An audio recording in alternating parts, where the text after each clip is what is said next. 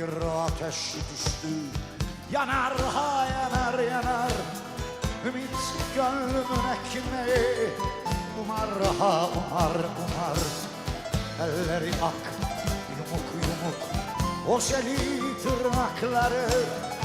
Nerelere gizlesin şu avucun sırları.